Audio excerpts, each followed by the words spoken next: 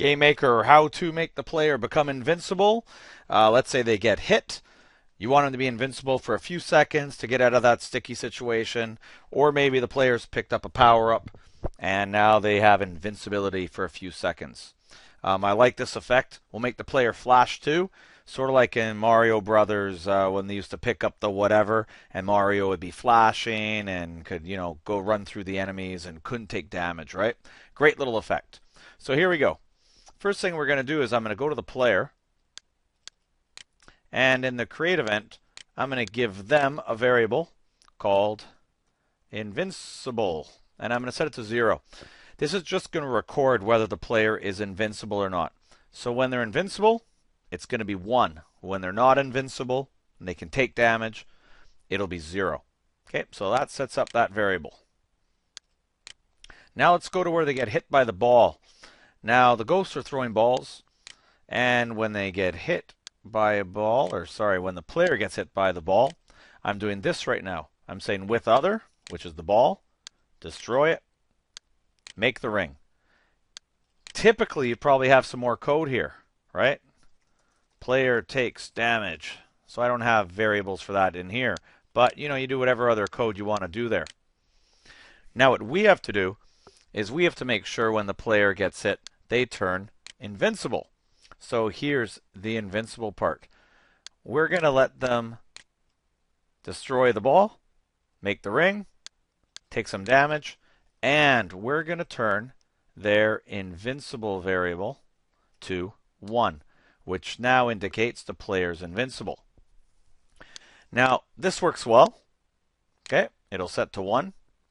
But the thing is you don't want this to happen, all this stuff to happen, if they're already invincible. So what we're going to do is we're going to ask a little condition here at the front. We're going to say if invincible is 0, then all this code takes place. Sorry, just tidying up here.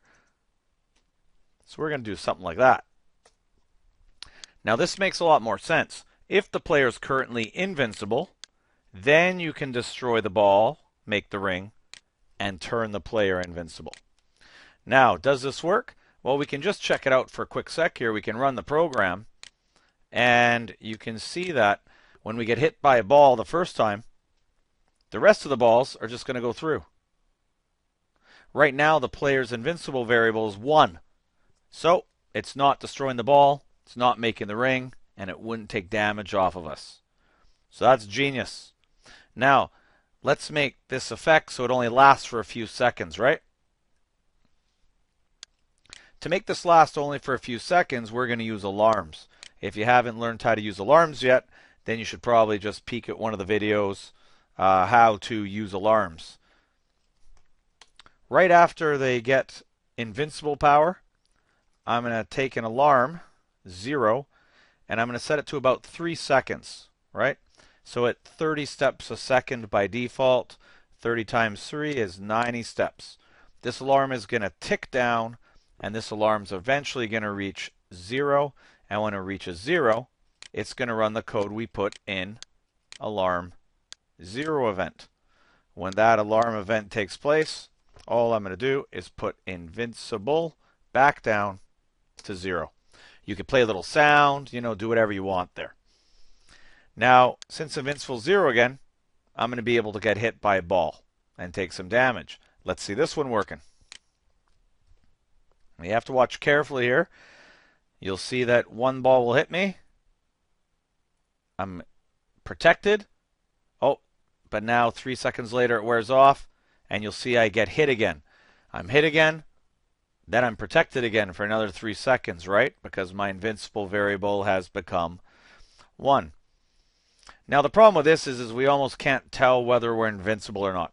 We need that flashing effect, right? So let's go add that flashing effect. There's different ways to do this effect. In some videos or tutorials, you might see the programmer actually change the sprite of the player to a sprite that has a flashing effect. I'm going to do a different way. I'm just going to do it with another alarm. And the alarm is going to change the player's alpha level. That's how see-through they are, or how solid they are when they're drawn. So I'm going to make the alpha go solid, not so solid, solid, not so solid, as time ticks on. So I'm just going to add this as a second alarm. In Gamemaker, this is probably the easiest way to do it for a beginner. So I want this flashing to start right away. So I'm going to say alarm 1. I'm just going to say equals 1. It's going to happen one step away, so pretty well right away. What's alarm 1 going to do? Alarm 1, when it fires off. Now, in alarm 1, here's what I'm going to do. I'm going to ask a quick question. I'm going to ask right now, there's this variable built into every object called image alpha. This determines how solid the player is drawn.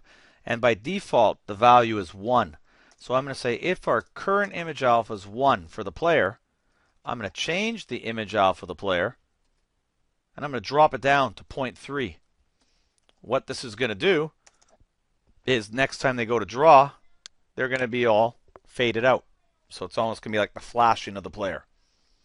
Now I'm also going to throw an else in here. So if they're not at an image alpha of 1 right now, that must mean they're at 0.3. I'm going to pump the image alpha back up to 0.1. And now here's the clever line here. This will only take place once when the alarm fires, right? The first time. I want this to keep cycling over and over and over.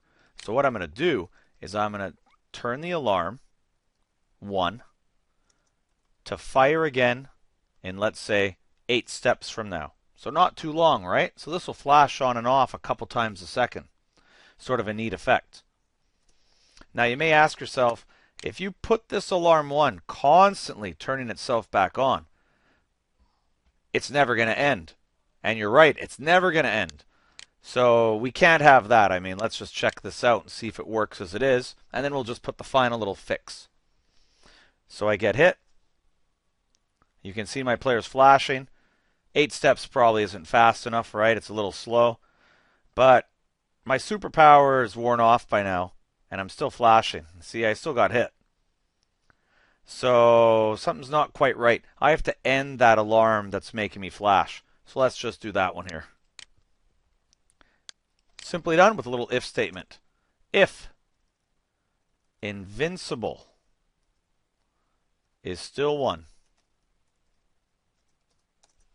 then I can turn that alarm back on. So remember that Invincible variable is a good one, owned by the player. If the Invincible is still 1, yeah, turn the alarm on, do another flash.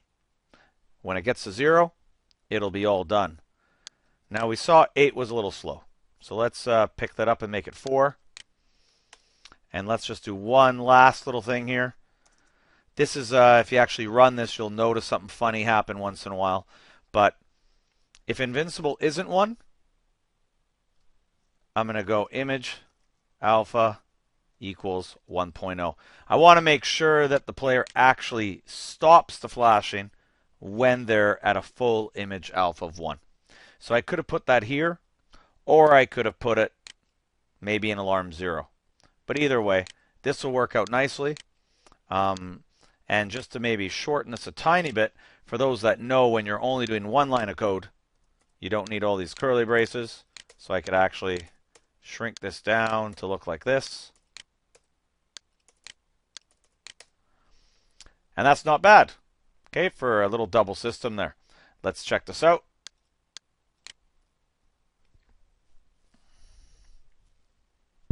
I get hit. There's my flashing. Flashing will end in 3 seconds. I can get hit again. And obviously you can fiddle with the numbers, right? Perfect. I think this is the effect a lot of students and beginners like to get in their games, right? And I think it's a good one. Nobody likes to get in a situation where they just get pounded there because of bad luck and there's really no way out of it. Anyways, thanks for watching. Hopefully that alarm stuff made sense. Like I said, we have a couple alarm videos you can watch if those alarms are a bit of a mystery to you. Thanks for watching.